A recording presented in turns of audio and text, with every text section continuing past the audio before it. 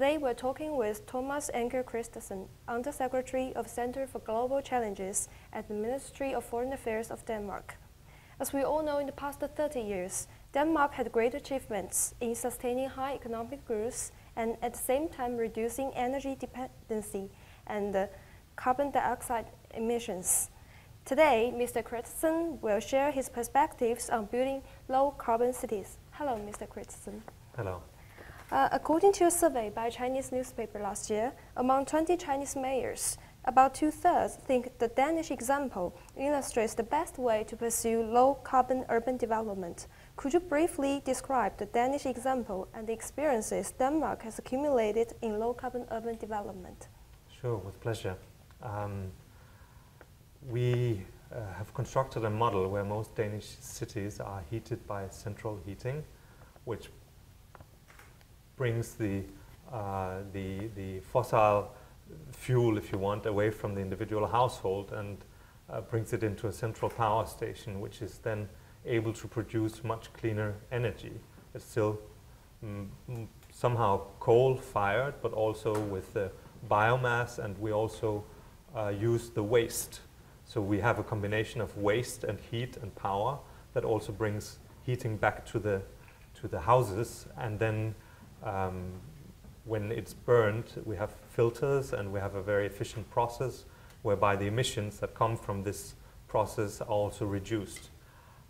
That combined with general very high rules on energy efficiency in houses has meant that our carbon emissions have stayed at the same level for the past many years, whereas our economic growth has continued to go up. And especially in the city of Copenhagen, we've had very good results from this. And can you tell us how can urban residents in Denmark benefit from low-carbon urban development, and how can business and the economy benefit?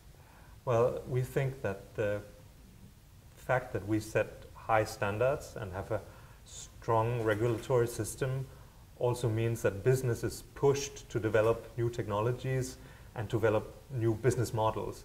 And through our standard setting, a new sector has been created in the Danish economy that is focused on producing buildings, materials, and finding solutions that are also economically viable. And the largest growing sector of Danish exports is actually within green technologies and efficiencies and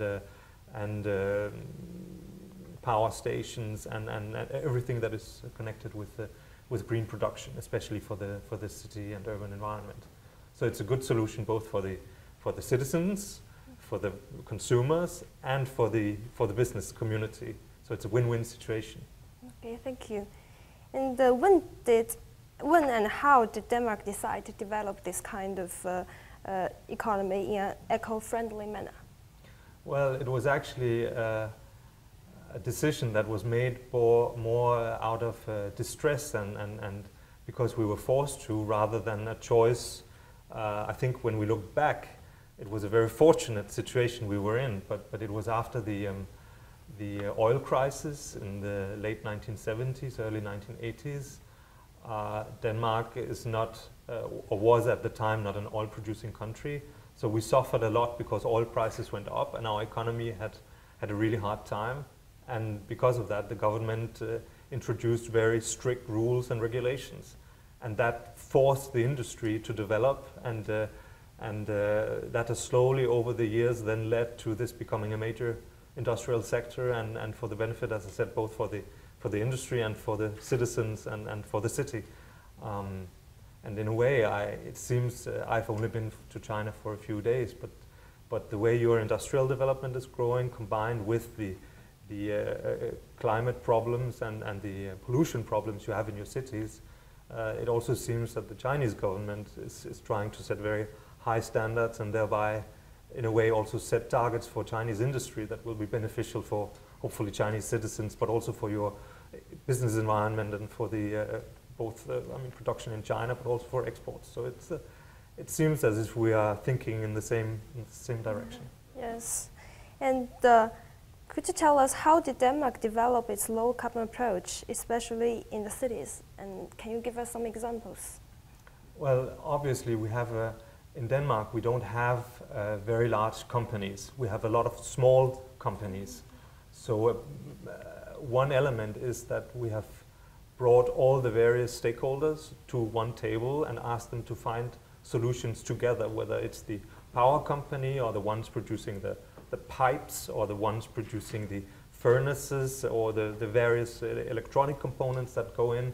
They have been asked to cooperate on this, and through this process, in a way, we have enabled a lot of different companies to develop the skills that were needed to go in this direction. And as I said, it started in early 1980s, and so it's also taken a few years to actually build up the competences and the focus of all the different participants. Now it's a very thriving sector. And just as said, the government has set very high standards. Both the government and the city. And the city. The two. The local government the local and government, central government. yes. And except for setting the high standards, what did the government do to encourage the citizens and the companies to participate in the development of low carbon economy? Well, another component in the package has been our tax structure and the incentives that have been given by the government for developing these technologies and these competences. It's clear that for any government, you also need revenue. You need to, and one major source of revenue in Denmark is the revenue on oil and on coal. I assume in China there's also a major revenue for the government from those sources. So when you transform your revenue base, you still have to make sure that the way you get a revenue on energy is solid and predictable. So that has been one other component. But then also by having a very clear long-term targets that the industry has been able to adopt to. And in fact, we are just in the process now of developing new targets. In China, you have your 5-year plans. Yes. In Denmark, we will very soon have a little bit longer plan. The government is about to adopt a plan taking us to 2050. With the aim of becoming free of fossil fuels by 2050. So eliminating totally fossil fuels from our energy mix in the whole country. And there, for example, renewable energy, wind energy will play a major part.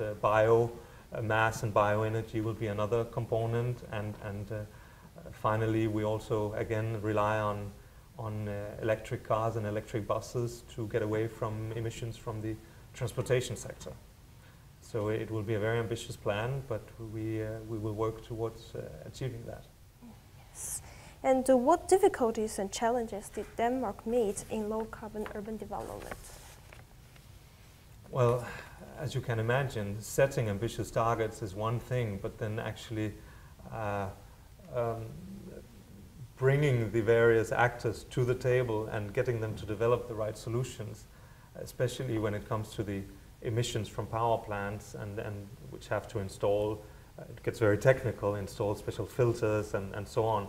That is a constant challenge because it also has to do with the cost related to investing in these technologies. So the mix of costs and incentives is always very sensitive for both the producer and the consumer.